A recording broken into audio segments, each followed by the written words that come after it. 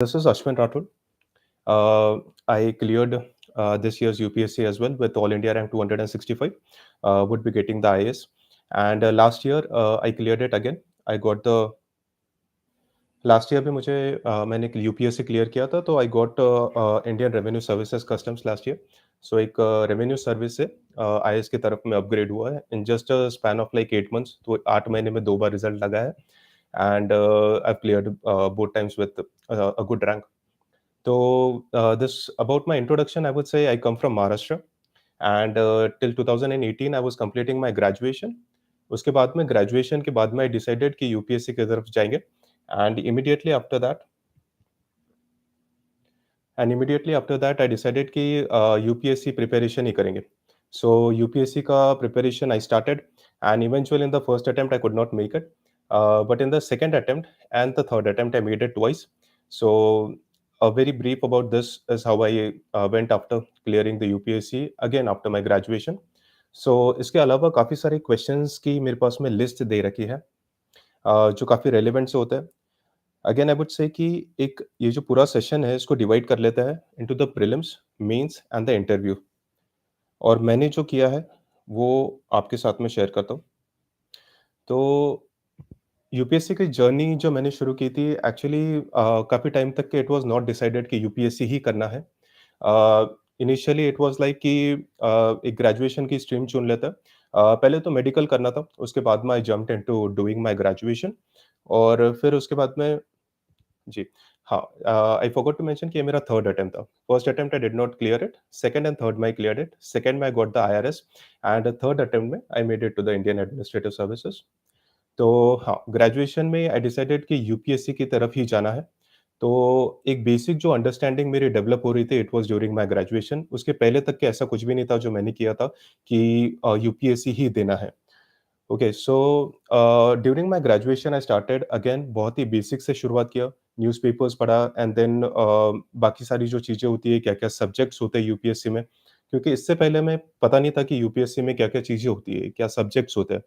तो इवेंचुअली जैसे स्टार्ट किया, जैसे समझना शुरू किया यूपीएससी को, तो like during my preparation of graduation थोड़ी बहुत जो बेसिक आइडिया मुझे लगी यूपीएससी के बारे में वो यहीं से थी। एक्चुअल प्रिपरेशन मेरी 2018 के बाद में ही शुरू हुई है, जब मैंने यूपीएससी के बारे में like I completely devoted myself to it and that was during the graduation thing itself. So so again जैसे मैंने बोला है कि इस पूरे वीडियो को 3 स्टेजेस में डिवाइड कर लेता है, the prelims, mains and the interview part. Mostly ये होता है कि जो प्रीलिम्स का फ़ियर है वो बहुत ज़्यादा होता है और वो इसलिए भी होता है क्योंकि एस्पायरेंट्स बहुत ज़्यादा है और पेपर काफ़ी ज़्यादा टफ बन रहे हैं। I have also seen this years paper as well, और वो कुछ नया इंट्रोड्यूस करवा के लेके आया यूपीएससी की कितने ऑप्शन सही है इसमें से 2 सही है या 3 सही है। तो ऐसा कुछ कॉम्बिनेशन वाला पैटर्न भी अभी यूपीएससी लेके आया है। So now what I did to clear UPSC prelims? See, I followed a very basic strategy. मैं आपको रिक्वेस्ट करता हूँ कि you take a pen and a paper and just note down the important points, क्योंकि ये काफ़ी relevant रहने वाले हैं आपके प्रिपरेशन के लिए भी। जो अगले साल पेपर देंगे उनके लिए भी बहुत ज़्यादा रेलिवेंट है ये। सो what I did, UPSC prelims मेरा फर्स्ट अटेम्प्ट में निकला नहीं था। तो अगेन वो यही चीज़ थी कि काफ़ी ज़्यादा फोबिया था यूपीएससी प्रीलिम्स से रिलेटेड। काफ़ी ज़्यादा लोग होते हैं जो पेपर देते हैं बट अगेन निकलता नहीं है ये पेपर। और वो इसलिए नहीं निकलता है क्योंकि we do not have that proper guidance कि पढ़ना क्या है। यूपीएससी मॉक्स जब देता है तो इतने डाइवर्स लेवल पे क्वेश्चंस पूछे जाते हैं मॉक्स में जिनका कोई रेलेवेंस ही नहीं होता है यूपीएससी से related. So what I did, I started following the previous year question papers. Initially in the first attempt I failed miserably. तो उसके बाद में लगा कि नहीं, बिल्कुल बेसिक्स पे ही स्टिक करेंगे and only basics can help me clear this paper. So I went with the basic and basic included the previous year question papers of UPSC. अभी जिस तरीके से शुरुआत किया था, तो कोई भी आप बुक ले लीजिए, जो अवेलेबल होती है मार्केट में, काफ़ी फ्रीली अवेलेबल होती है, या फिर ऑनलाइन आपको भी मिल जाएँगी, कहीं पे भी मिल जाती है। प्रीवियस ईयर क्वेश्चंस पेपर आप डाउनलोड कर लीजिए या फिर कोई बुक ले लीजिए। कोई पब्लिकेशन के बारे में नहीं बताऊँगा, it's your choice, completely your choice कि आपको क्या चूज़ करना है।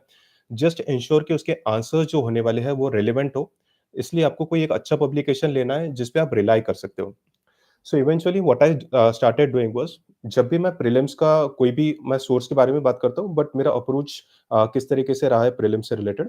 तो जब भी प्रीलिम्स से रिलेटेड कोई भी टॉपिक पढ़ता था, तो व्हाट आई डिड, मैं उसको प्रीवियस ईयर क्वेश्चंस के साथ में कंपेयर करने लग गया। अभी होता क्या है, लेट्स सपोज कि प्रीलिम्स के लिए मेरे पास में हिस्ट्री का कोई एक मॉक मुझे देना है।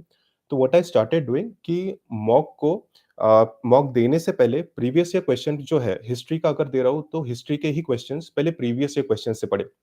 अभी इससे हुआ क्या कि एक अंडरस्टैंडिंग मिल गई कि यूपीएससी किस लेवल के क्वेश्चंस पूछ रहा है और मॉक्स किस लेवल के क्वेश्चंस पूछ रहे हैं। And we have to clear UPSC. Mocks में थोड़े बहुत मार्क्स कम भी आ गए, it doesn't matter. Believe me, it is not at all a concern कि थोड़े बहुत मार्क्स कम भी आ जाता है। Don't worry, if you stick to the pattern of UPSC you will be confident very soon. So एक बारी अगर मैं सोर्सेज़ की अगर बात कर लूँ तो प्रीलिम्स में काफ़ी ज़्यादा तो होते नहीं है। जैसे पेपर के हिसाब से ही अगर देख लिया जाए, तो हिस्ट्री के लिए जैसे एंशिएंट पहले आर्ट एंड कल्चर भी होता है। आप सोर्सेज़ लिख सकते हैं, आप चाहते हैं तो। तो art and culture a very simple thing what I did was the NCERT and then Nitin Singhania की बुक। अगेन नितिन सिंघानिया आपको कवर टू कवर नहीं पढ़ना है। आपको सिर्फ ये मेंशन करना है, इंश्योर करना है कि जो यूपीएससी में टॉपिक्स है, जैसे काफ़ी रेलेवेंट थीम्स जो होती है, if I remember it right, paintings काफ़ी ज़्यादा बार पूछी जाती है। फिर उसके बाद में म्यूजिक एक टॉपिक है जो काफ़ी ज़्यादा बार पूछा जाता है। Then also it's about the architecture, yes it's an important topic. Again what I am saying कि कवर टू कवर नहीं पढ़ना है। और ये अंडरस्टैंडिंग आपको कहाँ से डेवलप होंगे कि इतना ही टॉपिक पढ़ना है। से it comes from the previous year questions. जब आप आर्ट एंड कल्चर भी अगर उठाओ तो मेरे जो बेसिक सोर्सेस रहे हैं उसके अलावा मैं और कहीं नहीं पढ़ूंगा। सो व्हाट आई डिड कि मेरे बेसिक सोर्सेस रखा, previous year questions paper I supplemented and then eventually उसके बाद में आई डिसाइडेड कि मॉक्स की तरफ में जाएंगे, उसके पहले नहीं जाएंगे। हाँ, सो देखो अभी सी पेंटिंग्स पेंटिंग्स वगैरह से रिलेटेड म्यूज़िक, एक आप प्रीवियस से क्वेश्चंस पे देख लो, आपको काफ़ी अच्छे से अंडरस्टैंडिंग मिल जाएँगी स्नेहा। क्योंकि वो होता ये है ना कि आप जैसे ये क्वेश्चंस को पढ़ोगे तो यू विल आल्सो नो कि किस डायरेक्शन में पढ़ना है। अगेन जैसे मैं आर्ट एंड कल्चर की ही बात कर रहा था, तो let me be very clear, आपको कवर टू कवर नहीं पढ़ना है। और क्या पढ़ना है ये आपको पता चलेगा जब आप प्रीवियस ईयर क्वेश्चंस पेपर आपके साथ में रखोगे। तो डू एंश्योर कि आप वो प्रीवियस ईयर क्वेश्चन साथ में रखें एंड उसके बाद में ही प्रोसीड करें। So art and culture was about just 2 books for me. फिर उसके बाद में अगर एनसीईआरटीज़ ही कंटिन्यू करना है, I continued the same. Ancient history के लिए भी एनसीईआरटी ही पढ़ना है और मिडेवल और मॉडर्न के लिए भी I did the same. Modern के लिए एक स्पेक्ट्रम का ऐड ऑन था और स्पेक्ट्रम पे काफ़ी ज़्यादा रिलाई किया है, उसके अलावा और कुछ भी नहीं पढ़ा है। ठीक है, तो प्रीलिम्स का ये 3 सोर्सेज़ थे। एंड उसके अलावा अगर ज्योग्राफी अगर देखा जाए तो येस आई वुड से कि सिर्फ़ 4 एनसीईआरटीज़ थी जो मैंने पढ़ी है। काफ़ी ज़्यादा बार पूछा जाता है कि जीसी लियोंग पढ़ना है या नहीं है। तो आई वुड से कि see I did not read it and it was my personal choice कि मुझे नहीं पढ़ना है और उसका रीज़न काफ़ी सिंपल था। अगर मैं जीसी लियोंग पढ़ने अगर जाता हूँ, तो see it will take more time और मैं उसको कंप्लीटली रिवाइज़ भी ना कर पाऊँ शायद एंड तक के। सो आई डिसाइडेड कि इसको कंप्लीटली स्किप किया जाए, 4 एनसीईआरटीज़ पे स्टिक करेंगे और इसी से पेपर निकालेंगे। And one more important thing जो ज्योग्राफी में आती है, वो है मैप्स। अब ये मैपिंग वाला एस्पेक्ट जो है, ये काफ़ी ज़्यादा रेलेवेंट बन गया है यूपीएससी में। तो आपको क्या करना है, रट्टा नहीं मारना है when it comes to map. You take maps, world map लेके आ जाओ, इंडिया के मैप्स लेके आ जाओ और उसको प्लॉट करो। जैसे even what I did during my before prelims, what I did कि मैंने जितने भी यूपीएससी के प्रीवियस के क्वेश्चंस में मैप से रिलेटेड जो भी क्वेश्चंस थे उनको प्लॉट किया। जैसे फॉर एग्जांपल रिवर्स है, फिर हिमालयाज़, द माउंटेन रेंजेस, जो भी सब कुछ दे रखा है, सब कुछ मैप मैप किया उसको, मैप्स पे खुद से किया। एंड आई एंश्योर्ड कि हर वो ऑप्शन भी जो उन्होंने मेंशन कर रखा है, वो भी मेंशन किया। तो what I got was a very detailed picture on my map कि अगर रिवर्स है तो उसकी ट्रिब्यूटरीज़ ट्रिब्यूटरीज़ में किस चीज़ों पे ज़्यादा हाइलाइट करता है यूपीएससी। तो ये सारी चीज़ें मेरे पास में वो मैप से कवर हो गई एंड इवेंचुअली मैं इसके ऊपर ही बिल्डअप करते रहा।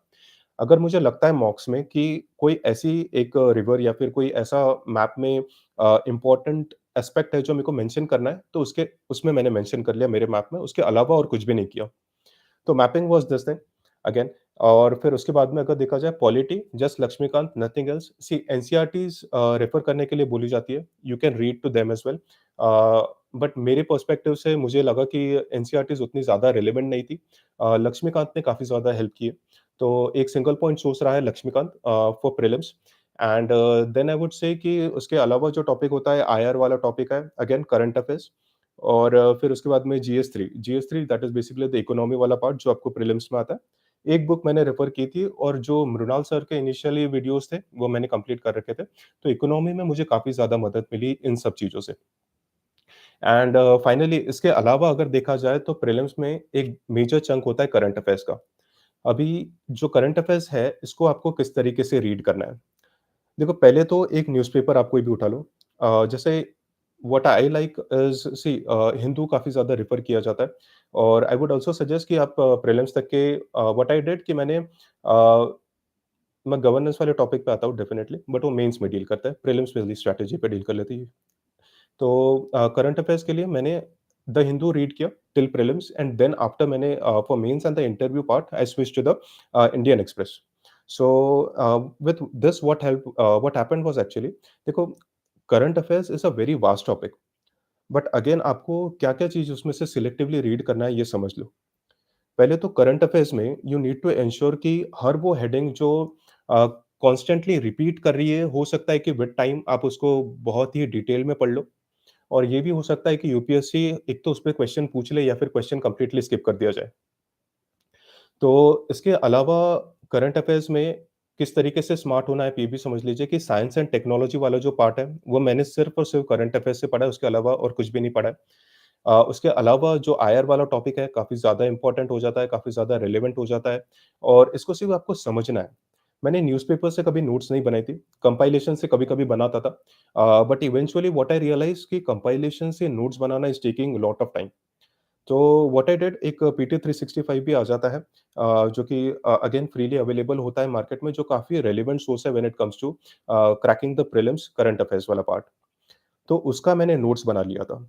तो this was about the current affairs aspect of prelims. See इसके अलावा आपको क्या सोचना है कि you need to ensure paper 40 minute से ज़्यादा आपको रीड नहीं करना है।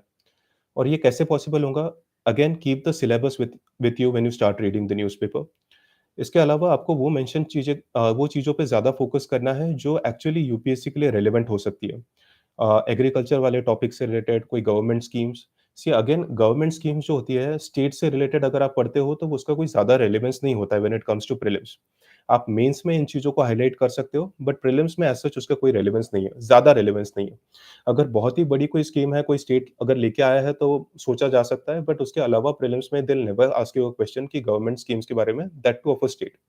हाँ, but you have to ensure कि जब आप सेंट्रल गवर्नमेंट की कोई स्कीम पढ़ते हो तो एजुकेशन से रिलेटेड, हेल्थ से रिलेटेड, इन पे मोस्टली फोकस रहता है यूपीएससी का भी, और इस पे क्वेश्चंस आते हैं। तो इन चीज़ों पे आपको फोकस करना है। And there is a question कि ज्योग्राफी की NCERTs, class 11th and class 12th की 4 एनसीईआरटीज़ है, बस उसके अलावा मैंने और कुछ नहीं पढ़ा था for geography. And again see ये तो हो गया sources. Now one basic thing that you have to remember while clearing the prelims. So there are 2 papers. एक तो जीएस वाला पेपर हो जाता है और दूसरा है आपका सीसैट वाला। अभी जीएस इस तरीके से टफ आने लग गया है कि it is becoming very difficult to clear prelims, but again see only the basics will help you clear this exam. Now what was my strategy that I followed? एक तो 2 घंटे का पेपर होता है, मतलब 120 मिनट का पेपर होता है, जीएस-1। अभी इसको डिवाइड किस तरीके से करना है कि एंश्योर कि आपका पेपर जो है कंप्लीट 105 या 110 मिनट में कंप्लीट हो जाए। अब ये 10 मिनट का जो बफर है, वो इसलिए इम्पोर्टेंट होता है क्योंकि आपका जो माइंडसेट है, जो पेशेंस है, वो लास्ट 10 मिनट्स में लूज़ ना हो। क्योंकि ये होता क्या है कि usually we tend to take the paper till the last moment और फिर हम पैनिक करने लग जाते हैं। And eventually this is the reason why most of us do not clear the prelims. तो ये आपको बिल्कुल भी नहीं करना है। जब भी आप प्लानिंग करो मॉक्स के लिए भी, एंश्योर कि आप 105 या 110 मिनट में पेपर का प्लानिंग करें। सो मैं 3 राउंड्स में पेपर सॉल्व करता था when it comes to the prelims stages. एक तो I had this habit of solving the paper from last.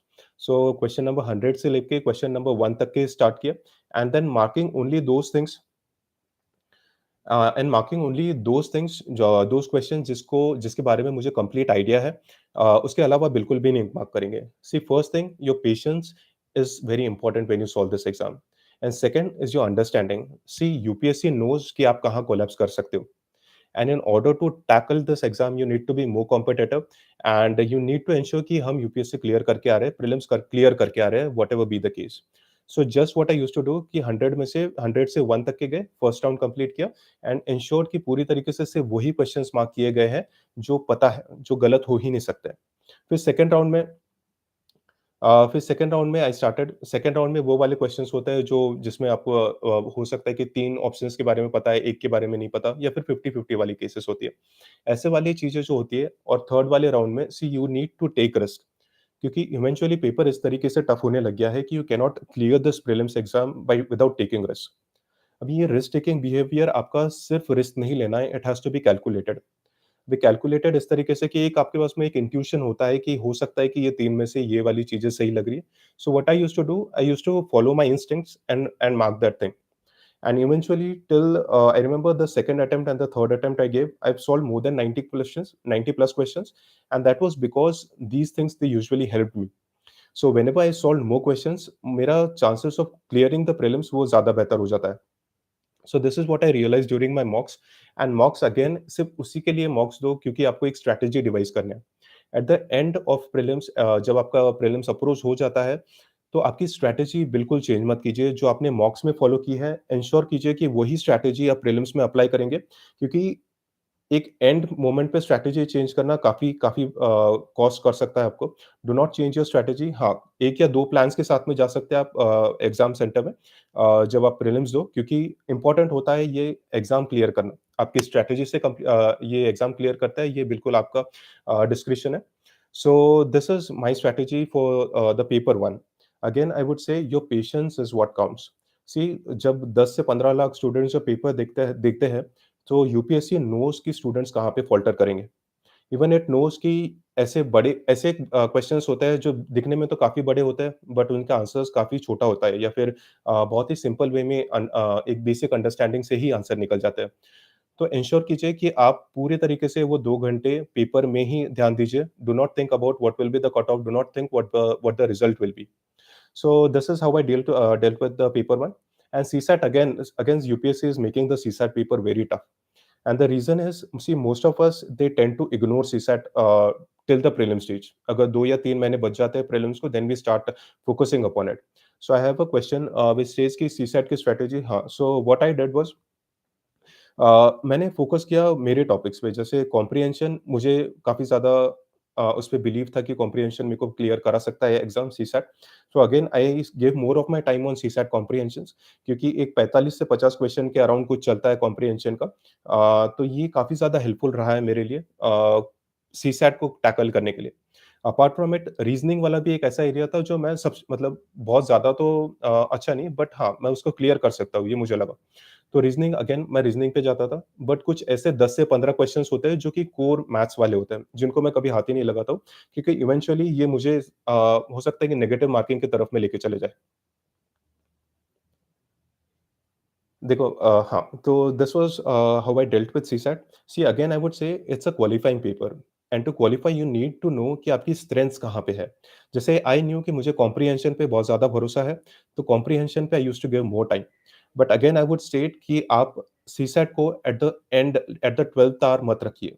Ensure कि आप इसको 2 या 3 महीने पहले इसके पेपर्स कुछ सॉल्व कर लीजिए, कुछ मॉक्स दे दीजिए। इससे एंश्योर क्या हो जाएगा, एक तो आपको कॉन्फिडेंस आ जाएगा कि अगर आप अच्छा कर रहे हो तो यू विल नो कि सीसैट मेरा हो सकता है। सेकेंडली अगर आप अच्छा नहीं कर रहे हो तो यू नो कि आपको ज़्यादा प्रिपरेशन करना है। मतलब आपके पास में जो 3 महीने का टाइम है उसमें आप सीसैट को 1 या 2 घंटा उससे ज़्यादा नहीं देना है, बट देना ज़रूर है। तो वो कॉम्प्रिहेंशन हो सकता है, रीज़निंग हो सकता है या फिर core maths. You need to ensure कि आपका स्ट्रैटेजिक आपका कोर एरिया कौन-सा है जिस पे आपको होल्ड रखना है और यही स्ट्रैटेजी के साथ में आपको प्रोसीड करना है when you give the final paper.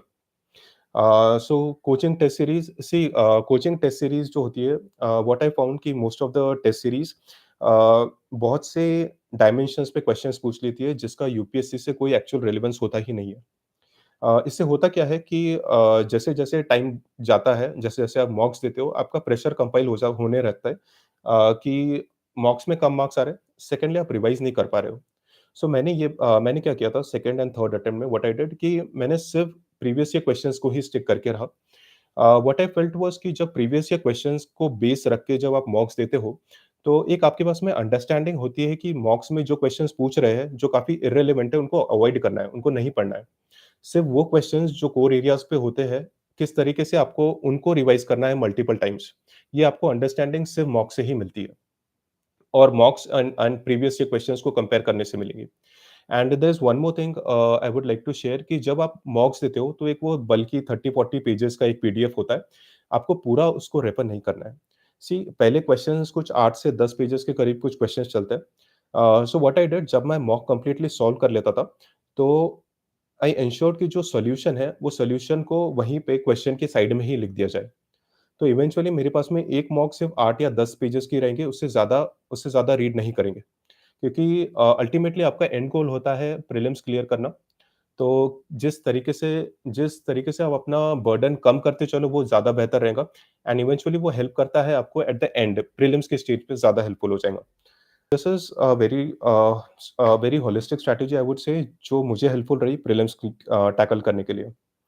And secondly so there is one more question से हिंदी मीडियम वाले इंग्लिश में कैसे प्रिपरेशन करें?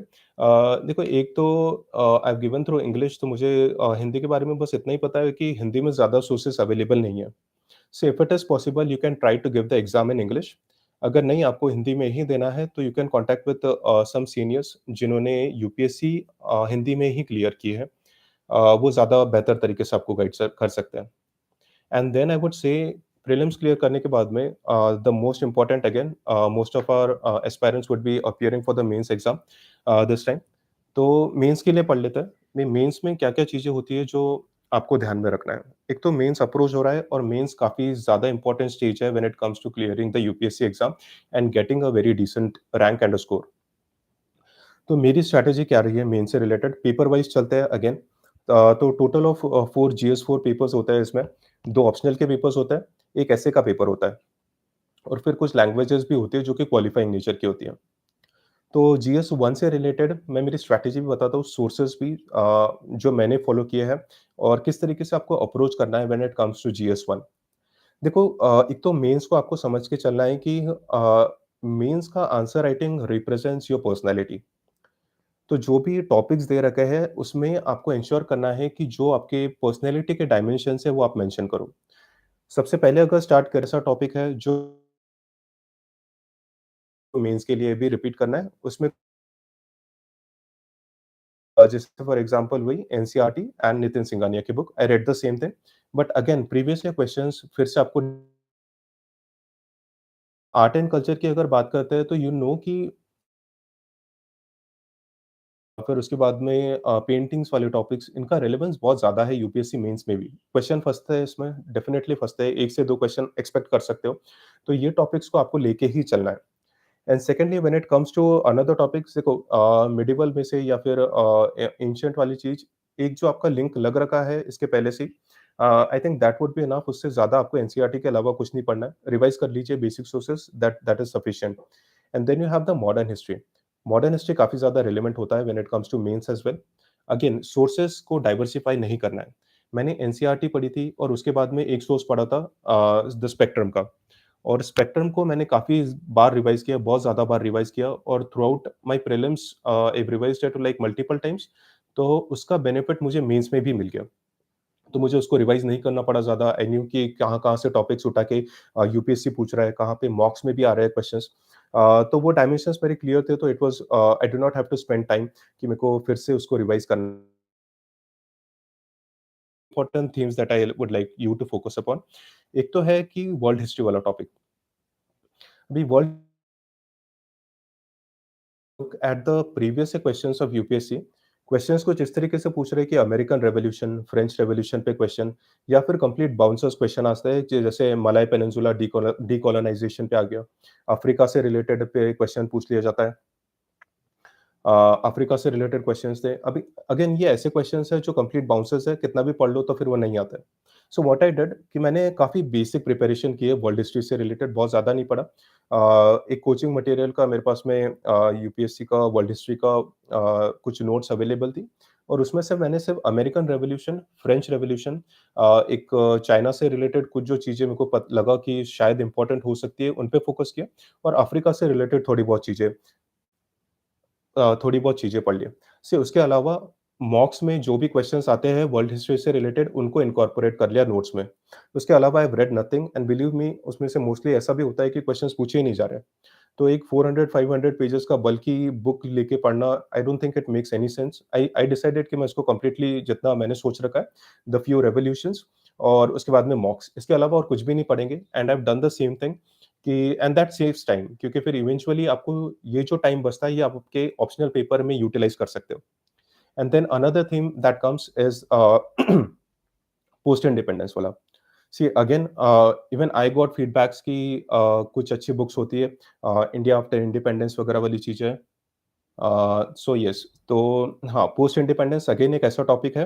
अगर आप ध्यान से प्रीवियस के क्वेश्चंस को देखो तो यू विल रियलाइज कि लास्ट टाइम जो क्वेश्चंस पूछा था यूपीएससी ने, it was around 2013 and 14, and that too around broader themes, कि हो सकता है they ask you about Tashkent agreement से रिलेटेड, जय जवान जय किसान। तो around the tenure of Lal Bahadur Shastri जो भी कुछ इंपॉर्टेंट चीजें हो रही थी उस पर ज्यादा फोकस कर रहा है यूपीएससी।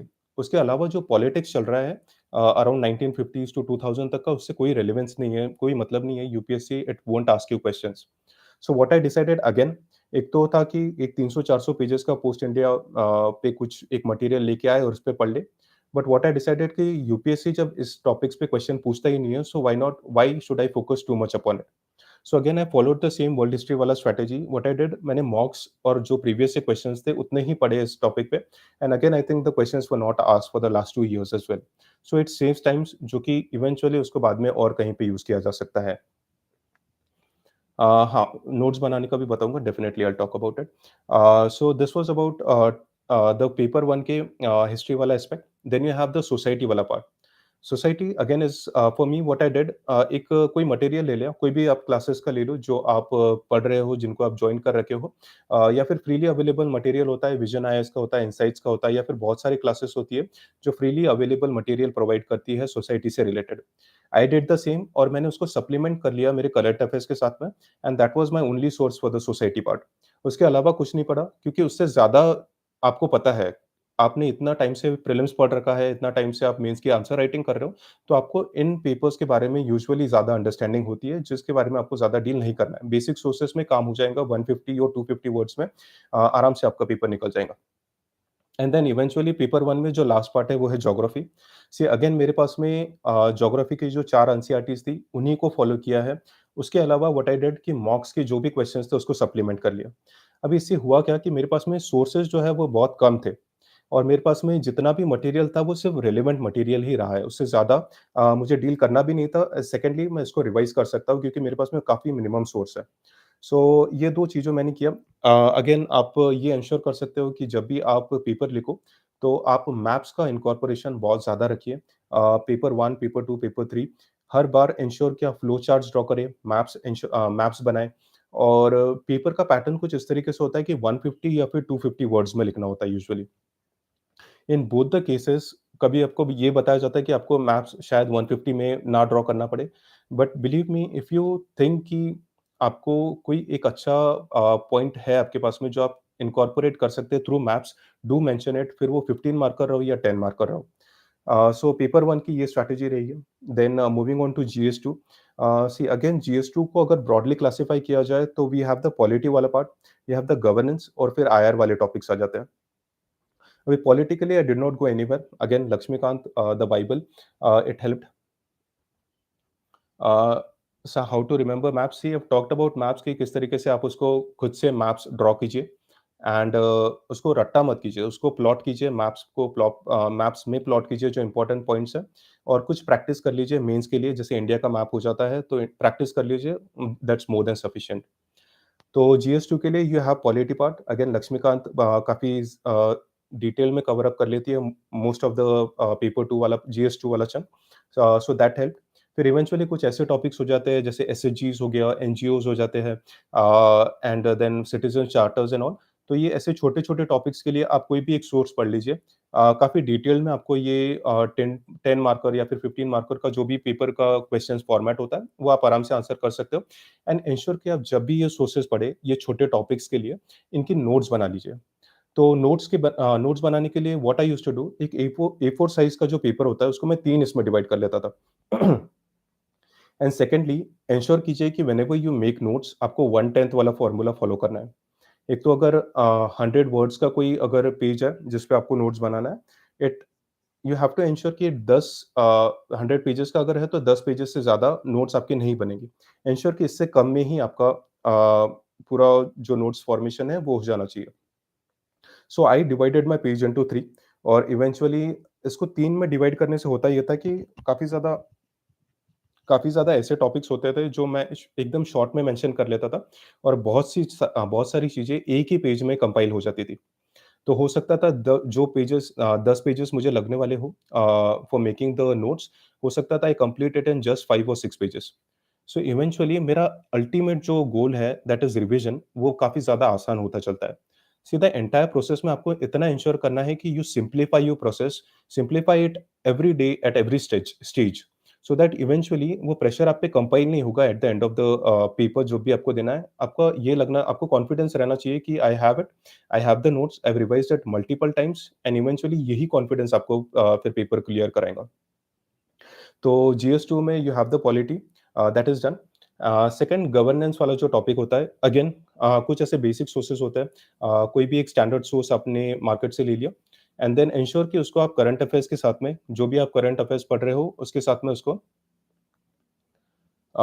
सी कौन से publication, C I would say कि देखो पब्लिकेशन जो भी अच्छी क्लासेस होती है यूजुअली जो मार्केट में चलती है, इट इज़ विजन, इनसाइट्स जो मैंने भी रेफर कर रखी है। फोरम भी एक अच्छा प्लेटफॉर्म होता है, आप कोई भी डिसाइड कर सकते हो, मटेरियल भी काफ़ी फ्रीली अवेलेबल भी होता है online. So anything that you follow ensure कि आपको नोट्स बनाना है और नोट्स बनाने से ये होगा कि इवेंचुअली आपका जो एंड में प्रेशर है वो काफ़ी ज़्यादा कम हो जाएगा, आपका रिविजन मल्टीपल टाइम्स हो जाएगा, जिससे इवेंचुअली आपका कॉन्फिडेंस बढ़ने वाला है। And then coming to the governance part, I would say कि again I have read just the current affairs, काफ़ी ज़्यादा रिलेवेंट होता है इस चीज़ के लिए। You have topics like women से रिलेटेड होता है, that is basically the vulnerable sections. फिर उसके बाद में हेल्थ, एजुकेशन, ये ऐसे टॉपिक्स होते हैं जो आपको थ्रू आउट द प्रिपरेशन आपको काफ़ी बार ये चीज़ें डील करना होता है। और जब आपको इनके आंसर्स भी लिखना होता है, आई वुड से कि एसडीजीज़ जो सस्टेनेबल डेवलपमेंट गोल्स होते हैं, इनका बहुत ज़्यादा यूज़ कीजिए। सेकंडली अगर कुछ सेकंड ईआरसीज़ के रिकमेंडेशन है, इनका इनकॉर्पोरेशन कीजिए या फिर कोई ऐसा फैक्ट जो आपने पढ़ रखा है, जो आपको लगता है काफ़ी रेलेवेंट है करंट अफेयर्स में, डू एंश्योर कि आप ये सारी चीज़ें वो पेपर में मेंशन कीजिए। लाइक 15 मार्कर अगर है या फिर 10 मार्कर है, आपका आंसर आपको मार्क्स तब फेच करेगा जब उसमें काफ़ी ज़्यादा सब्सटेंस है। मैप्स ड्रॉ कीजिए, आर्टिकल्स मेंशन कीजिए क्योंकि जीएस2 में you have to mention articles. Then sources को रेफर कर सकते हैं, प्रिएम्बल को रेफर कर सकते हैं क्योंकि यूजुअली व्हाट आई फाउंड कि हम प्रिएम्बल को ही रेफर नहीं करते हैं। Preamble as a source mention कर सकते हैं या फिर को काफ़ी सारी कमिटीज़ होते हैं, कमिटीज़ के रिकमेंडेशंस आप मेंशन कर सकते हो। और देखो अगेन ये सारी चीज़ें मैं सिर्फ आपको रेफरेंस पॉइंट बता रहा हूँ। सी डोंट गेट प्रेशराइज्ड कि मैंने इतना सब कुछ पढ़ रखा है। नहीं, it is not that thing. See, I'm someone who believes in reading very less amount of material, but the only thing is कि you should know when to apply these things and where you have to apply it. Because then eventually your paper will be segregated from the others, जो आपको marks fetch करता है। And then उसके अलावा जो topics आता है, it's about international relations, जो प्रीलिम्स में पढ़ रखा है। उसके अलावा आई did not read any source. I would also state कि प्रीलिम्स में जो या फिर मेंस में जो आईआर होता है, it is not very deep. कुछ इंस्टीट्यूशंस या ऑर्गेनाइजेशन से रिलेटेड यूपीएससी कभी-कभी क्वेश्चंस पूछ लेता है जो कि कंप्लीट बाउंसर्स होते हैं। बट आई वुड से कि बस एक क्वेश्चन बाउंसर आ गया है तो डज़ नॉट मीन कि आप कंप्लीट एक पूरा रेफरेंस मटेरियल ही उठा ले आईआर के लिए। Don't do it. Stick to the very basic. अगर आपको नहीं आ रहा है तो हो सकता है और बहुतों को नहीं आएगा वो आंसर एंड इवेंचुअली वो इतना अफेक्ट नहीं करता है मार्किंग सिस्टम में। So GS2 was about, I've also shared my material as well. Okay, and then you have GS3. Yes. तो अभी GS3 को अगर डिवाइड कर लिया जाए तो first you have the core economy वाला topic, second is agriculture, the third that you have here is science and technology, ecology and security वाला एस्पेक्ट्स। अब ये 5 जो डायमेंशंस होते हैं, हर डायमेंशंस काफ़ी ज़्यादा इंपॉर्टेंट है। बट अगेन काफ़ी बेसिक्स पे अगर ध्यान दिया जाए तो यू विल नो कि अगर इकोनॉमी आपने प्रीलिम्स पर्सपेक्टिव से पढ़ रखा है, तो वही बेसिक आपको पेपर 3 में भी काम में आने वाला है। उसके अलावा आपको कुछ डील नहीं करना है, सिवाय करंट अफेयर्स के। See look for the previous year questions of UPSC, you know कि बहुत से ऐसे थीम्स है, I will say themes themes इसलिए क्योंकि थीम्स पे ही क्वेश्चंस रिपीट होता है। इकोनॉमी में it could be about the infrastructure, it could be about green energy, ये ऐसे टॉपिक्स है या फिर जीडीपी से रिलेटेड, ये ऐसे टॉपिक्स है जो काफ़ी-काफ़ी बार यूपीएससी रिपीट करता है।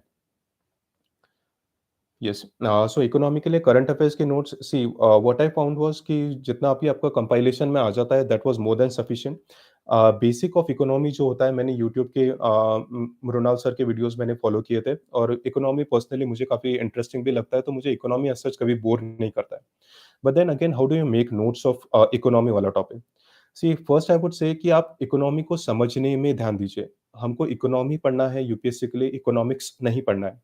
और ये इकोनॉमी जब आप समझने लग जाओगे as as your understanding grows in this topic, you will realise कि जो बेसिक थीम्स है सिर्फ़ उसी पे क्वेश्चन्स आ रहे हैं और आपको थीम्स समझना है यूपीएससी की। Again for economy I would से इट कि अगर आपके पास में कोई भी एक बेसिक मटेरियल है, जैसे आई रिमेंबर आई रेड एक श्रीराम आईएएस की कोचिंग का मटेरियल था, एक ब्लैक कलर बुक था जो मुझे काफ़ी ज़्यादा रिलेवेंट लगा।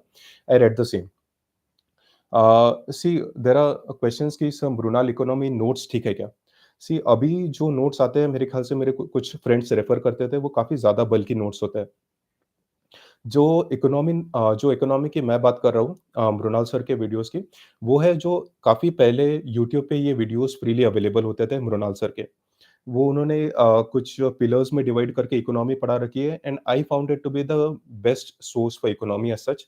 मैंने उसी को रेफ़र किया है, उसके अलावा मैंने सिर्फ़ कंपाइलेशन पढ़ा है जो करंट अफ़ेयर्स का था, उसी में से नोट्स बनाई है। अगर आपको लगता है कि आपको इनिशियल स्टेजेस पे समझना थोड़ा मुश्किल हो रहा है इकोनॉमी, आई वुड से इट कि टेक योर टाइम। इकोनॉमी जैसे-जैसे रिपीट होता जाएगा, आपको एंश्योर आप ये समझ सकते हो कि काफ़ी सारे टॉपिक्स रिपिटेटिव होते हैं। बजट का, इकोनॉमिक सर्वे का, ये भी ऐसे टॉपिक्स होते हैं, अगर आपको वो एक्चुअल पीडीएफ नहीं पढ़ना है, आप कोई क्लास नोट्स लेके आ जाओ, उसमें काफ़ी सारे हेडिंग्स में उसको टॉपिक को डिवाइड करके दिया जाता है, जो इवेंचुअली काफ़ी ज़्यादा बेनिफिशियल होता है for the actual paper. So I followed the same thing for economy. Again बहुत ज़्यादा आपको इस चीज़ का प्रेशर नहीं लेना है कि economy is a very difficult subject. See remember हमको इकोनॉमी पढ़ना है, इकोनॉमिक्स नहीं पढ़ना है। Just follow the previous year questions paper, समझो उसको कि यूपीएससी किस थीम्स पे क्वेश्चन पूछती है। आई सेड कि प्रीलिम्स के लिए भी आपको यही सीक्वेंस फॉलो करना है। Previous year questions first, see make it a habit of reading the previous year questions first, उसके बाद में ही मॉक्स देना है। क्योंकि mocks is a complete irrelevant thing if you don't know what to read. पहले प्रीवियस से questions पढ़ेंगे, उसके बाद में ही प्रोसीड करेंगे। So do the same thing and फिर उसके बाद में the topic is agriculture. Again agriculture से रिलेटेड व्हाट आई डिड कि जो भी सारी थीम्स थी उस पे नोट्स बना लिया। जैसे मेरे ख्याल से मार्केटिंग से रिलेटेड कुछ क्वेश्चंस पूछा जाता है, पीडीएस से रिलेटेड है। जो भी यूपीएससी का सिलेबस है उसको थीम वाइज़ कवर अप कर लीजिए। It would be very beneficial to you as well and फिर उसको कंपाइल कर लीजिए करंट अफेयर्स के साथ में। सो प्रिया इज सेइंग कि इकोनॉमी थोड़ा हार्ड लगता है। See Priya, you need to ensure कि एज आई सेड इकोनॉमी पढ़ना है, इकोनॉमिक्स नहीं पढ़ना है। It's a very simple paper, you just need to know कि यूपीएससी क्या चाहता है and once you get this thing, once you know कि यूपीएससी की डिमांड क्या है, you'll स्टार्ट रियलाइजिंग कि एकदम बेसिक्स में ही काम बन जाता है यूपीएससी का। तो जस्ट उसके कोर कॉन्सेप्ट्स पे फोकस कीजिए। जैसे मैंने कहा कि मृणाल सर के यूट्यूब वाले वीडियोस जो काफ़ी पहले आए थे, those are very beneficial. Take your time, go through it, and it will be like you'll really feel कि economy is not that boring. It's a very good, interesting subject. Uh, okay, so one question is it possible to crack mains in 100 days? And another is sir, economy के लिए Mrinal sir के handouts mains के लिए okay है। So see again as I said, मैंने वो handouts नहीं पढ़े। So I won't refer to you something that I haven't done myself. मैंने जो किया है वो बस यही जो प्रीलिम्स के लिए मेरा इकोनॉमी का सोर्स रहा है, बस सेकेंडली मैंने उसको कंपाइल किया है मेरे करंट अफेयर्स के साथ में एंड मॉक्स के साथ में। इतना ही मैंने मेंस के लिए किया है, क्योंकि इससे ज़्यादा मुझे लगता नहीं है 150 या 250 वर्ड्स में इससे ज़्यादा आप मेंशन भी कर सकते हो। ओके सो एंड उसके अलावा there is one more thing कि is it possible to crack mains in 100 days? See most of us who prepare for mains like during covid times, I remember कि एक 70-74 days का ही period available था। उससे ज़्यादा mains में तो time मिलता भी नहीं। कि 100 डेज़ में क्लियर किया जा सकता है क्या? बिल्कुल क्लियर किया जा सकता है। The thing is you need to plan well. अगर आपको फ़ोकस करना है, सी देयर आर 2 थिंग्स जो मीन्स डिफाइन करती है। एक तो आपका optional subject and the other is 2 is, that is essays and the ethics paper, जिस पे अभी आएँगे आगे में। सो आई कैन डेफिनिटली से कि 100 डेज़ में आप बिल्कुल क्लियर कर सकते हो। सो एग्रीकल्चर वाले टॉपिक में हम थे। अगेन वही same basics, the previous questions, compilation and उसके अलावा आपको एंश्योर करना है कि मॉक्स में जो टॉपिक्स दे रखे हैं, जो कि करंट में चल रहे हैं, आप फैक्ट्स वगैरह जो है वो आपके मॉक्स में ऐड कर लीजिए, जो भी आंसर शीट रहेंगी उसमें। And then third we go for ecology and environment. Again ये एक ऐसा टॉपिक है जो आपको प्रीलिम्स में भी बहुत ज़्यादा रिलेवेंट होता है। प्रीलिम्स में काफ़ी ज़्यादा रिलेवेंट होता है, तो इसको आपको दोनों पर्सपेक्टिव से अगर पढ़ना है तो आई वुड से कि एक एक कोई भी बुक उठा लीजिए। मेरे ख्याल से शंकर आईएएस की एक इकोलॉजी एंड एनवायरनमेंट वाली बुक थी। अगेन कवर टू कवर नहीं पढ़ना है। Be very smart when you deal with UPSC. देखो यूपीएससी क्रैक करना है, इकोलॉजी एंड एनवायरनमेंट के बारे में पूरा टाइम पढ़ते रहेंगे। So what you have to do is focus upon the previous year question paper of UPSC first for ecology. वो आपको बेसिक गाइडेंस देगा कि आपको इकोलॉजी में क्या-क्या थीम्स कवर अप करना है from from your basic source. Now once you do that thing, फिर उसके बाद में आपको मॉक्स में अगर आप जाना चाहते हो तो जा सकते हो, but again I would said कि बहुत ज़्यादा टॉपिक्स नहीं पढ़ना है प्रीलिम्स के लिए। इकोलॉजी एंड एनवायरनमेंट पहले पहले प्रीवियस से क्वेश्चंस विल गाइड यू कि किस तरीके से आप इजीली ये पेपर क्लियर कर सकते हो। सो ecology and environment just one source about Shankar IAS, वही अकेडमी का मैंने पढ़ा है, उसके अलावा और कुछ नहीं पढ़ा है। And since I also have that science background with me, तो मुझे काफ़ी ज़्यादा आसान भी लगता था। अगर आपको थोड़ा टाइम लगता है चीज़ें समझने में, take your time. If you're planning for the next year, so you have lots of time available with you. Just the thing is कि आपकी सोर्सेज सही होना चाहिए और आपका टाइम मैनेजमेंट हर टॉपिक पे सही होना चाहिए। और ये हो सकता है when you know your previous year questions very well. मतलब रट्टा मार लो प्रीवियस ईयर क्वेश्चंस को, क्योंकि that is the only thing that will help you to clear this exam. ये प्रीलिम्स इसलिए इतना टफ होते जा रहा है ना, क्योंकि most of the time what we do is we completely neglect the previous year questions and we focus upon what the coaching is asking us to do. So इससे सिर्फ कंपाइलेशन जो होता है प्रेशर का, दैट कीप्स ऑन एडिंग, उसके अलावा prelims निकलता ही नहीं। ये बहुतों के साथ में होता है। Many of my friends they have been preparing very sincerely, but अगेन जब तक ये प्रीवियस से क्वेश्चंस पे होल्ड नहीं रहेगा, prelims is going to trouble you. And then उसके बाद में we move on to the science and technology. As I said, जैसे मैंने प्रीलिम्स के लिए पढ़ा था, वही थीम्स जो कंपाइलेशन वाला पार्ट होता है करंट अफेयर्स का, उसके अलावा साइंस एंड टेक्नोलॉजी पे मैंने नहीं पढ़ा है। And believe me, science and technology पे आपको एप्लीकेशंस काफ़ी ज़्यादा इंपॉर्टेंट होते हैं when it comes two means. अभी जैसे बायोटेक्नोलॉजी, नैनो टेक्नोलॉजी, स्पेस से रिलेटेड भी डायमेंशंस होता है।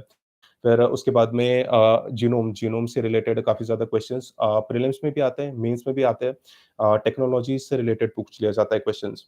एंड अभी जो आर्टिफिशियल इंटेलिजेंस है, ब्लॉकचेन है, क्रिप्टो करेंसीज है, और ये वाली जो सारी मेजर मेजर थीम्स है पेपर में, जो करंट अफेयर्स में चलती रहती है, इसका काफ़ी ज़्यादा इंपॉर्टेंस है। Whenever you read it for mains, ensure कि आप science and technology in broad themes में कवर करो। एक तो उसका मतलब क्या है वो टेक्नोलॉजी का, and second the most important thing is उसका किस तरीके से एप्लीकेशन हो सकता है। And if you can mention कि इसका application current affairs in governance में किस तरीके से अप्लाई कर सकते हो, तो I think that will again fetch you more marks, क्योंकि governance is eventually what we as officers are going to do. So eventually governance में हर चीज का यूज अगर मेंशन कर दो ना, तो बहुत बेनिफिशियल हो जाएगा। एंड अगेन देन फिर मॉक्स के आंसर्स को सप्लीमेंट कर लीजिए। उसके अलावा साइंस एंड टेक्नोलॉजी के लिए this was my source. And believe me, इससे ज़्यादा लगता भी नहीं है, बहुत से क्वेश्चंस इसी में कवर अप हो जाते हैं। एंड इंश्योर कि आप जब भी साइंस एंड टेक्नोलॉजी के आंसर्स जब दे रहे हो, तो you have to draw maps in the sense, not the actual maps, but कुछ ऐसा इलस्ट्रेशन हो गया, या फिर कुछ ऐसी चीज़ें, कुछ फ्लो चार्ट्स हो गया, या फिर कोई ऐसे डायग्राम्स जो हम साइंस एंड टेक्नोलॉजी में मेंशन किया करते थे कभी स्कूल में। See those are very relevant things when it comes here. उसको बॉर्डर कर दीजिए, थोड़ा बहुत हाइलाइट कर लीजिए and just move forward. And finally what we have is the security dimension. Again security पे काफ़ी ज़्यादा थीम्स अवेलेबल है। Just go for the previous year questions, और उसको जो भी 3 या 4 टॉपिक्स में दे रखा है, मनी लॉन्ड्रिंग है, टेरर फाइनेंसिंग है, तो इनको सेग्रीगेट कर लीजिए टॉपिक वाइज़ एंड एन्श्योर कि आपके पास में 10 मार्कर या फिर 15 मार्कर आपका आराम से इसमें एड्रेस हो जाए। सो आई वुड से कि अगर सोर्सेज की अगर बात करना चाहिए, current affairs can be very one thing जो आपको हेल्प करेगा डेफिनेटली। और कोई भी एक source, I think I referred vision IAS material for this thing. And उसके अलावा और कुछ भी नहीं पढ़ा है। उसके अलावा बट डू मेक श्योर कि जब भी आप इनको पढ़े तो आप इसमें उसके नोट्स बना लीजिए, क्योंकि इन सोर्सेज को आप वापस से रेफर या रीड नहीं करने वाले हैं, क्योंकि it saves time. Okay, so this was a very broad strategy that I followed for GS3. कुछ क्वेश्चंस ले लेते हैं। सर पीवाईक्यू कितने साल का पढ़ना है? सर रिस्टार्ट कैसे करें? ये क्या चीज़ है?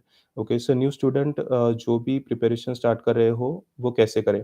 See this strategy that I am talking about is a 1 year strategy. I can also give you about a timeline आपको किस तरीके से प्रोसीड करना है। Very shortly I will do it and so देखो प्रीवियस ईयर क्वेश्चंस कितने साल के रेफर करना है। व्हाट आई डिड कि मैंने पास्ट 20 ईयर्स के रेफर किए थे। There were at times that I also followed questions from 1995 onwards, मतलब हो सकता है कि वो आपको 2 ढाई डेकेड्स के क्वेश्चंस है। बट अगेन जो ज़्यादा रिलेवेंट होता है वो है 2013 के बाद के एंड 2013 के बाद के इसलिए क्योंकि after that UPSC changed it's pattern और काफ़ी सारे क्वेश्चंस पे भी वो रिफ्लेक्ट करने लग गया कि जिस तरीके से पैटर्न शिफ्ट हुआ है, चेंज हुआ है, क्वेश्चंस भी थोड़े बदल गए थे। But again most of the themes they remain common. आप पहले आई वुड से इट कि पहले ये 7 साल के प्रीवियस से क्वेश्चंस कंप्लीट कर लीजिए and then if you have time उसको 20 साल से लेके आइए। It just gives a clearer understanding कि पढ़ना कहाँ तक है। Otherwise if you do not have much time, अगर आप जॉब कर रहे हो, आपको बहुत ज़्यादा मुश्किल हो रही है, तो आई वुड से कि एक 10 ईयर का पीरियड रखें, उससे ज़्यादा ना डील करें। And okay, so there is one more paper that we are left with and that is जीएस-4। तो देखो जीएस-4 I personally really enjoyed answering this paper. एक तो पहले 3 घंटे का पेपर है, बट बहुत मुश्किल पेपर है, कंप्लीट ही नहीं हो पाता है बहुतों का पेपर। तो अगर लेंथ वाइज़ अगर देखा जाए तो it's a very difficult paper और वो इसलिए भी टफ हो जाता है क्योंकि most of the times you find कि केस स्टडीज़ ही इतनी बड़ी है कि उसको पढ़ते-पढ़ते like most of the times अपना खत्म हो जाएगा। सो फर्स्ट जीएस-4 में आपको करना क्या है? What I used to do कि मैंने जितने भी टॉपिक्स दे रखे हैं, उसपे खुद की डेफिनिशंस बना ली। और सबसे ज़्यादा जो मेरे लिए हेल्पफुल रहा है, वो है कि जो डेफिनिशंस मेरी खुद की रही है, I have supplemented it with the जो मॉक्स मैंने दिए। So I have made many many mistakes in my mocks, मतलब बहुत से मॉक्स होते हैं जिसपे मैं बहुत ही घटिया स्कोर कर देता था। And see I was never afraid कि मेरे मार्क्स कम आ रहे हैं and the only reason is कि मैं मेरे प्लानिंग से चल रहा हूँ। आई नो कि दिस प्लान ऑफ माइन जो मैं सोच रहा हूँ कि हो सकता है मेरे मार्क्स आज कम आ जाए, but the feedback that you get in the मॉक्स कि हो सकता है उनकी डेफिनिशंस मेरी डेफिनिशन से काफ़ी ज़्यादा रिलेवेंट हो। तो वो मैंने इनकॉर्पोरेट करना शुरू कर दिया। उनके एग्ज़ाम्पल्स एग्ज़ामिनर्स ऐसा भी करते हैं कि they will write and give you the examples as well, तो वो इनकॉर्पोरेट करना शुरू कर दिया और फिर जब अगला मॉक दिया तो इसको कंप्लीट रिवाइज़ करके आई have given the next mock.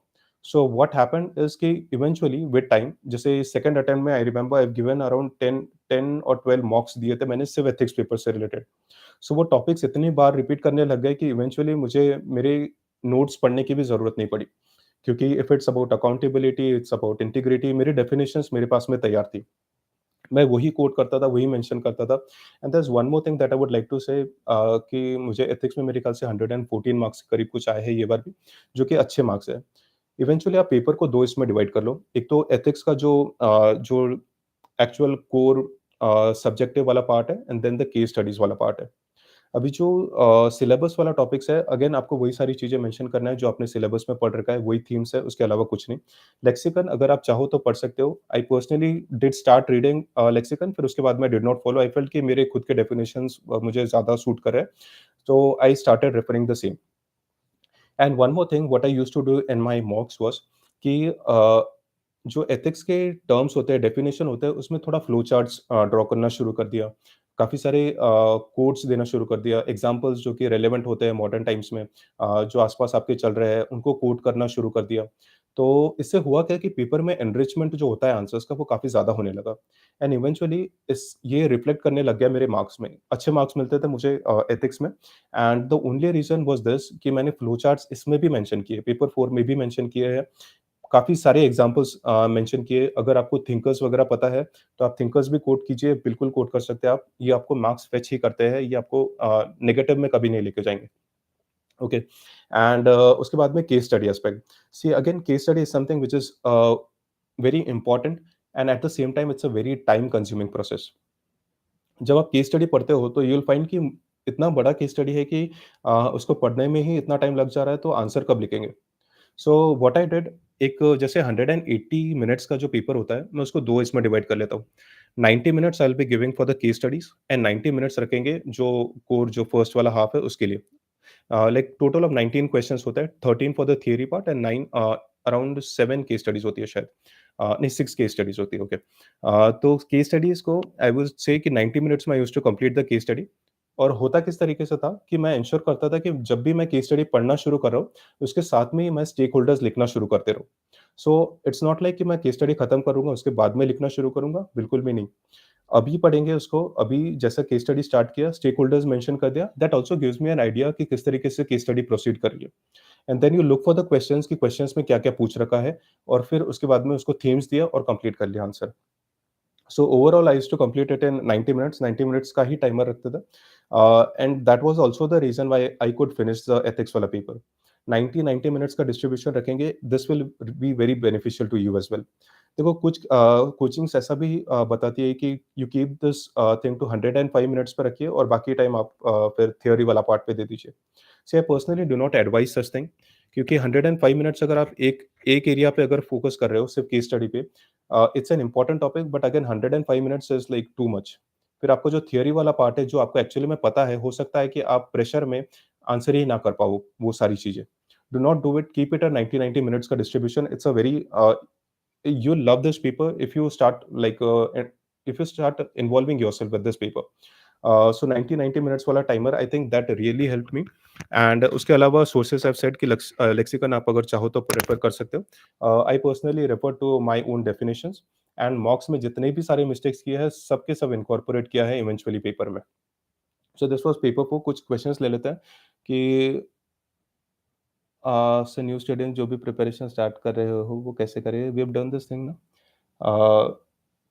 से this session is about beginners, so I am saying कि एक बिल्कुल एक ब्रीफली आई मेंशन कि किस तरीके से जो बिगिनर्स हैं किस तरीके से प्रोसीड कर सकते हैं। And previous year questions prelims के लिए भी यूजफुल है। See previous year questions not just for prelims but for mains, दोनों भी लिए बहुत ज़्यादा यूजफुल है। I would very humbly request you कि पहले मॉक्स में ना जंप करें। Go for the previous year question first, क्योंकि यही वो सोर्स है जो आपको प्रीलिम्स क्लियर करने में बहुत ज़्यादा हेल्पफुल हो सकता है। मॉक्स इज़ अ सेकेंडरी थिंग। पहले प्रीवियस ईयर क्वेश्चंस कर लीजिए, इतना अच्छे से उसको पढ़ लीजिए कि you will start having that confidence कि ये प्रीलिम्स मेरा है। एंड देन सर बजट को कैसे कवर करें एंड इसके लेक्चर्स करें या नहीं। सी देयर आर अगर आपको इकोनॉमी जैसी चीज़ें बहुत ज़्यादा डिफिकल्ट लगती है तो काफ़ी सारे कोचिंग्स फ्रीली यूट्यूब पे वीडियोस अवेलेबल करा देती है बजट एंड इकोनॉमिक सर्वे के। अगर आपको इकोनॉमी ज़्यादा डिफ़िकल्ट लगता है कि एक बार रीडिंग दे दीजिए या फिर एक बार समझ लीजिए ये जो यूट्यूब के वीडियोज़ हैं।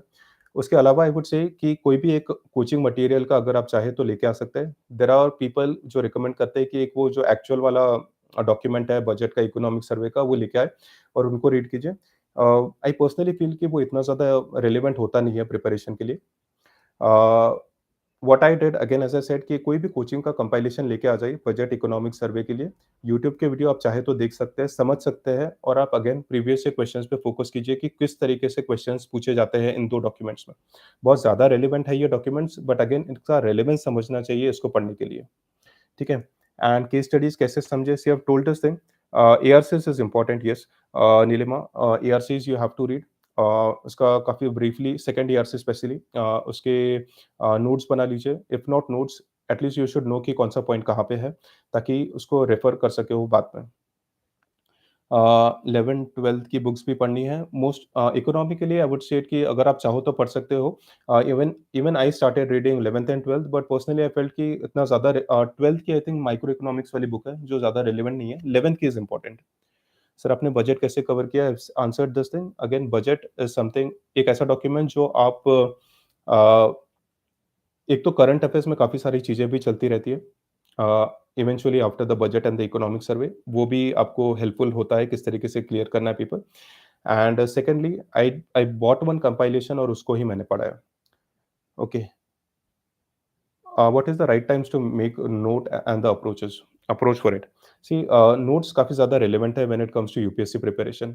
सी do not proceed further if you are not making notes, क्योंकि इवेंचुअली जो चीज़ आप रिवाइज नहीं कर सकते हो उसको आपको नहीं पढ़ना ही नहीं चाहिए।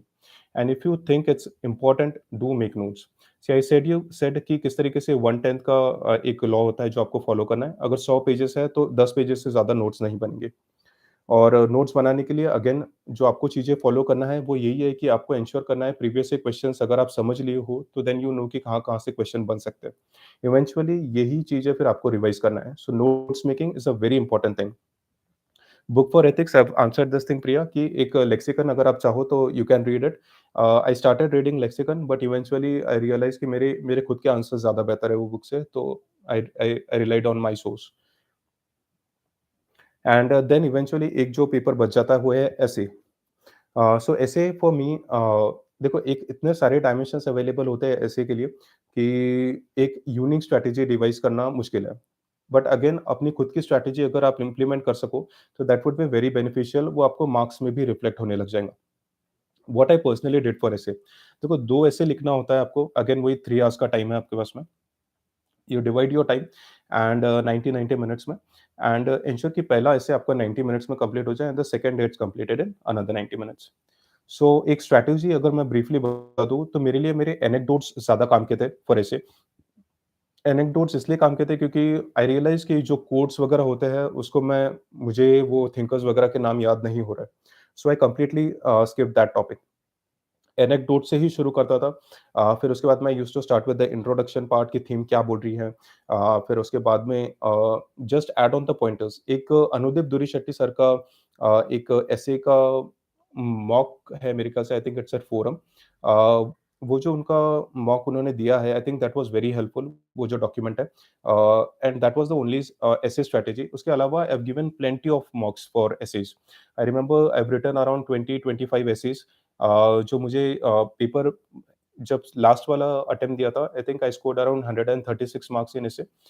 इवन दिस टाइम अराउंड 125 के करीब कुछ आए हैं। तो एसेज में it's only practice that has helped me to clear this exam. Just practice and add multiple dimensions. It could be social, economical, political, economy, environment. जितने भी dimensions add कर सकते हो, just keep on adding it and make your essay very interesting. उसके अलावा और कोई चीज़ नहीं होती है। And yes, practice practice lots of मॉक्स, और किसी एक तो सीनियर से या फिर कोई कोचिंग से फीडबैक ज़रूर ले लेना, बहुत ज़्यादा हेल्पफुल रहेगा। Okay, so there are lots of questions on prelims, but let me complete the interview wala part. So I think we are done with the means, and interview part again. It's something which is very unique.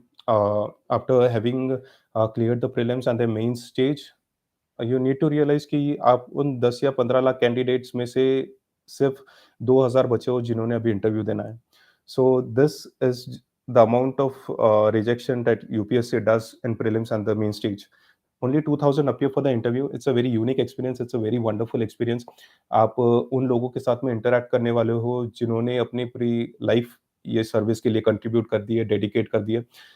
So it's a very enriching experience. But I can see अभी topics क्या-क्या cover करने हैं। Your DAP is the primary source.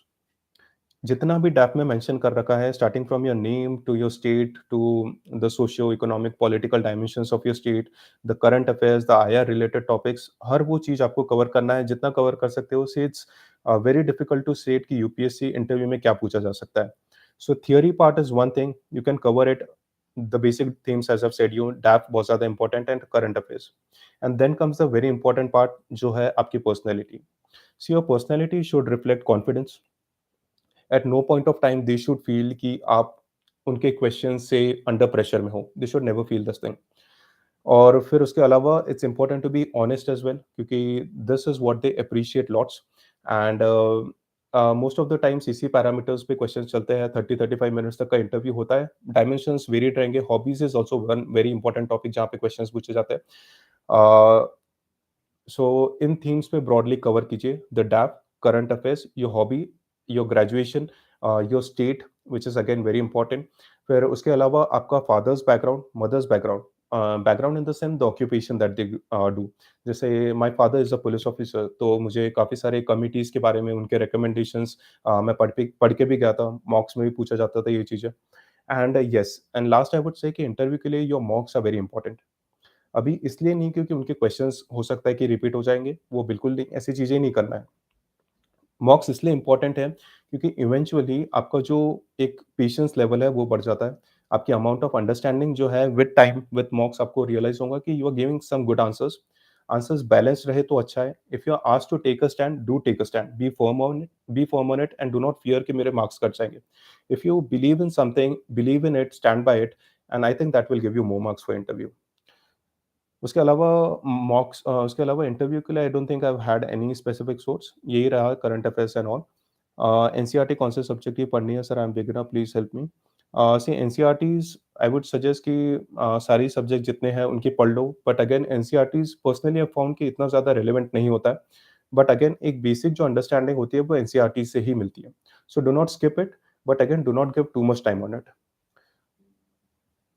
Uh, okay, sir, I scored 20 questions in prelims. How can I tackle the prelims expected? Okay, and then I'll briefly take you to कि किस तरीके से जो next year prelims देने वाले हैं उनको approach किस तरीके से करना है। See, for a long time now, what you should do is incorporate both the prelims and the main strategy. वो इसलिए क्योंकि you look through a video and you will realise कि काफ़ी सारे ऐसे टॉपिक्स हैं जो ओवरलैप करते हैं। So even if you start writing your answers, it I completely agree it may not be the best of your answers, but if you start writing your answers from now on it would be very helpful. काफ़ी सारे platforms answers questions provide करते हैं, उस पे feedbacks वगैरह भी available करवाते हैं। तो एक आप उनका स्ट्रैटेजी फॉलो कर सकते हो from now, like till I would say October या नवंबर तक के, अक्टूबर वुड बी फाइन, फिर नवंबर या दिसंबर तक के you can switch to the prelims mode for next year. तब तक के एक इनकॉर्पोरेटेड स्टडी रखें, मेंस के डायरेक्शन से ही पढ़िए ताकि प्रीलिम्स अपने आप कवर हो जाए। एंड आई वुड से कि प्रीलिम्स को कंप्लीटली नेग्लेक्ट मत करना है। इंश्योर कि आपके जो प्रीलिम्स के टॉपिक्स हैं, जो मेंस में कवर अप होने वाले हैं, वो आप उसको डिटेल्ड तरीके से पढ़ें। एंड एडिशनली अगर आप चाहो कि लाइक इफ यू वांट एक टाइम टेबल किस तरीके से होना चाहिए, तो कोचिंग क्लासेस बहुत सी होती है जो टाइम टेबल प्रोवाइड करती है। See I am not asking you to join any test series, it's your description, आपको ज्वाइन करना है या नहीं करना। आपको ज्वाइन तो करना ही चाहिए, but again don't stick to any one, multiple sources से टेस्ट सीरीज फॉलो कीजिए, but do download the plans. जैसे कोई भी अच्छी कोचिंग आपको प्लान्स अवेलेबल करा के देती है, उनका ब्राउचर होता है जिसमें पूरा एक डिटेल्ड 1 ईयर स्ट्रैटेजी होती है फॉर प्रीलिम्स। अगेन आप वो फॉलो कर सकते हो, that can be very helpful, जो आप अपने तरीके से मोल्ड करके इंटरप्रेट करके आप फॉलो कर सकते हो फॉर क्लियरिंग प्रीलिम्स। एंड जो अगले हाँ, जो 2023 वाला अटेम्प्ट जो देने वाले हैं, आई वुड से कि मेंस के पर्सपेक्टिव से ही पढ़िए for some amount of time now. It could be till October और November, and then eventually after that be very focused on prelims, क्योंकि prelims is a tough exam, specially now both the papers have been getting tough. If you talk about the GS part, look for the options that UPSC has been giving. Like पहले options भी difficult होते थे, different होते थे, अभी थोड़ा different हो गया कि 2 pairs are right, 3 pairs are right, ऐसे भी डायमेंशंस पे क्वेश्चंस पूछ रहे हैं। तो एक ये पर्सपेक्टिव भी ध्यान में रख लीजिए, and CSAT, yes, practice CSAT very much, क्योंकि बहुत ज़्यादा इंपॉर्टेंट होगा आपके लिए। एंड ऑल्सो ऐसा भी होता है कि most of the students they also clear the GS paper 1, but CSAT में मार्क्स ही नहीं आ रहे, तो सीसैट की वजह से भी बाहर हो जाते हैं। सर, जॉब के साथ में कैसे प्रिपरेशन मैनेज करें? सी अगेन, आई वुड से कि जॉब के साथ में प्रिपरेशन करना, it's a very time consuming, it's a very difficult task as well. But again see, you can with a very basic sources जो आपको फॉलो करना है, अगर आप थोड़ा-थोड़ा डेली बेसिस पे 3 या 4 घंटे डेली बेसिस पे अगर करते रहोगे, तो I think definitely it will help you. जो मैंने स्ट्रैटेजी बताई है, see it has been a very simple strategy, और मैंने इसी पे रिलाई किया है क्योंकि आई फेल्ट कि ये स्ट्रैटेजी मेरे को यूपीएससी क्लियर करवा के दे सकती है। And this belief I think has really helped. So for those who are working, I would say कि आपका काम भी कीजिए, but at the same time कुछ थोड़ा amount of time dedicated UPSC को दे, ताकि eventually if you giving the next attempt आप काफ़ी इजीली इसको सेल कर जाओगे। सी जीएस की कोचिंग कहाँ से की थी? I think my coaching was in Vajiram and Ravi, that was a very long, 2018 में जून में I started. So but I did not go for coaching for very long, 2-3 महीने कोचिंग किया, and then I like did not go after that. आप अपनी book list share कर सकते हैं। सिर्फ आई कंप्लीटली सेट कि मेरी बुक लिस्ट क्या-क्या चीज़ है, तो उसके अलावा तो और कुछ नहीं है। And I think most of the things we have discussed. And yes, I would also state ki, see, I'm always there for you if you need me. Facebook pe you can connect with me as Ashwin Rathod, and also on Instagram I am there as Ashwin45 underscore IAS. The only request I would make is hello, hi वाले messages please avoid करना, directly be on the question जो आपको चाहते हैं वो mention कीजिए, take your answer, and I would be more happy if you do this thing. क्योंकि होता ऐसा है ना कि इतने सारे मैसेजेस आते हैं कि रिप्लाई करना मुश्किल हो जाता है। सो यू माइट फील कि सर रिप्लाई ही नहीं कर रहे हैं, but it's not humanly possible to reply. Ensure कि आप डायरेक्टली आपकी क्वेरी मेंशन करें, और ये एंश्योर कर दीजिए कि आपका एक ही क्वेश्चन में काम पूरी तरीके से हो जाए, so you don't have to wait for my replies again and again. I will definitely reply, but आपका क्वेश्चन जो है वो काफ़ी डिटेल्ड रहेगा, तो I will appreciate it more. GS के लिए लेक्चर्स किन सब्जेक्ट के लिए करनी चाहिए और किन सब्जेक्ट के नहीं? सी लेक्चर्स किसके करनी चाहिए, किसके नहीं, ये तो बताना थोड़ा मुश्किल है।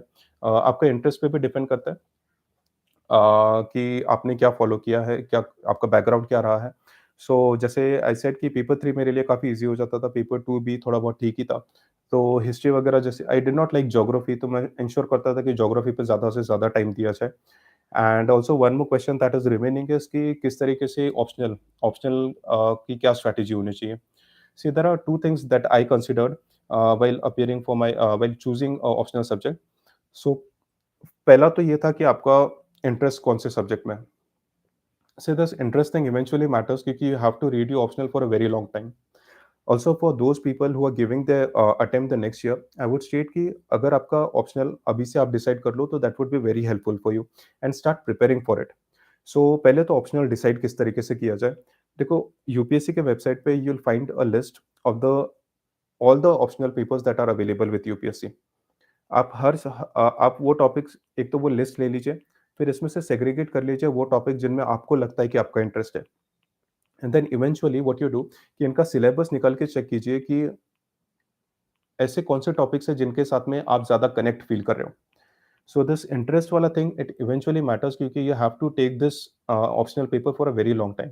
प्रीलिम्स के 2-3 महीने तक के पहले तक के आप इसको पढ़ोगे, फिर उसके बाद में प्रीलिम्स का एक थोड़ा गैप आता है, बट अगेन प्रीलिम्स के बाद में आपको इवेंचुअली इसको कंप्लीट करना है मेंस के लिए। And again those who are preparing for the next year I would state कि प्रीलिम्स के जब तक आप मेंस एंड प्रीलिम्स का इंटीग्रेटेड स्टडी कर रहे हो that could be around December, ensure कि आपका ऑप्शनल पेपर भी कंप्लीटली ये टाइम तक के प्रिपेयर हो जाए। So I chose zoology as my optional subject, and the reason was first is the interest, and second I felt कि अगर मेरा interest है तो I can score good as well. That eventually happened. एक अच्छा score आया, I think I scored 280 marks, 277 marks I think. Uh, so optional subject. So I think this is what helps your interest and the marks. Your optional subject should reward you marks क्योंकि eventually आप जितना hard work इसमें डाल रहे हो it should be rewarding. तो उसके अलावा आपका जो भी हार्ड वर्क है यू विल फील कि यार नहीं एग्जाम नहीं निकल पा रहा है। And optional is a 500 marks thing, do not take it lightly, be very careful when you choose it because once you choose it उसके बाद में there is no going back. Take your time and decide it and complete it by December if you appearing for the next year. अपने language कैसे strong करें? My age 23 and my English and Hindi very weak. So English and Hindi see I don't think language is a very big issue here. See ensure कि आप English में अगर आप जो आप सोचते हो वो अगर आप एक्सप्रेस कर सकते हो through your papers I think that's the only thing that matters. Do not overthink about it and whenever you start writing your papers you will realise कि आपकी लैंग्वेज जैसे ही इंप्रूव कर रही है। Okay, so I think I've answered most of your questions. इसके अलावा, see, as I said, I'm always there for you on Facebook and Instagram. Connect with me, and I've shared my ID as well, Ashwin45_IAS. I'll be there for you, always there for you. Just remember that you directly ask your question. That would be more appreciative. And उसके अलावा there are questions की answer writing for GS3 facing problem. See, I would said कि कुछ ऐसी चीज़ें आप कर रहे हो जो शायद आपने नहीं करनी चाहिए क्योंकि एक बेसिक फॉर्मेट ही है जीएस के आंसर राइटिंग का कि यू जस्ट हैव द एक तो इंट्रोडक्शन वाली चीज़ हो गया, then you have the body वाला part and then the conclusion, बस इतना ही होता है और फिर उसमें फैक्ट्स डाल देना होता है, कुछ डायग्राम्स और कुछ फ्लो चार्ट्स, उसके अलावा और कुछ भी नहीं होता है पेपर में। See, I won't recommend any best coaching institute. I don't think. See, guidance is good, but any sort of guidance above a certain limit is misguidance. So don't overthink about guidance part. And syllabus कैसे समझें? Syllabus को download कर लीजिए, बहुत ज़्यादा important है syllabus and the previous year questions. I think you must have been like अब तक के तो समझ में आ गया होगा कि प्रीवियस ईयर क्वेश्चंस बहुत ज़्यादा रिलेवेंट है ये पेपर के लिए। एंड सो ज़ूलॉजी के लिए मेरे सोर्स क्या रहे? I joined a coaching institute for it. उसकी मटेरियल मुझे मिल गई थी। एवोल्यूशन आईएएस की कुछ मटेरियल था उसका। आई रेफर्ड द सेम। फिर उसके बाद में काफ़ी सारे वेबसाइट्स होते हैं, आई थिंक आईएएस ज़ूलॉजी करके है। तो ये सारे वेबसाइट्स, फिर उसके बाद में स्लाइड शेयर एक ऐसा वेबसाइट था जिसपे काफ़ी सारे टॉपिक्स मुझे मिल गए। But for zoology what I realised is कि ऐसा हो रहा है कि पूरा सिलेबस ही काफ़ी ज़्यादा इम्पोर्टेंट है। सिलेबस के हर टॉपिक पे देयर हैव बीन क्वेश्चंस और these have been very repetitive. तो the only thing I found is कि सिलेबस इज़ द की। हर टॉपिक पे you should have at least 15 marker ready with you और 20 मार्कर रेडी विथ यू, ताकि उसमें से ही question बनेगा, उसके अलावा और कहीं नहीं पूछते हैं। मैथमेटिक्स ऑप्शनल कैसा रहेगा? See I have no idea about this thing, maths optional. If you have your background as maths, उसका सिलेबस डाउनलोड कर लीजिए, समझ लीजिए कि हो सकता है मार्क्स मिल सकते हैं या नहीं, या फिर कोई टॉपर जिन्होंने लिया है, they can help you better. उसके अलावा I think I have answered most of your questions, so do connect with me, stay in touch, and one more thing, see UPSC demands some very basic things from you. First is, having come here, you need to realize that it's a leadership position. You're not going to do all ratta wala things. You need to ensure that your understanding helps you to clear this exam.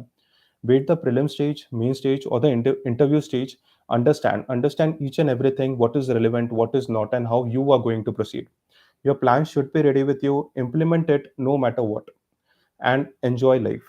And I'm saying it because, you see, most of the times people I've seen, aspirants studying for like hours. I've been going to the library, saw people studying from 6 o'clock in the morning to 11 or 12. When I used to study, but then see, it's important that you give time to yourself.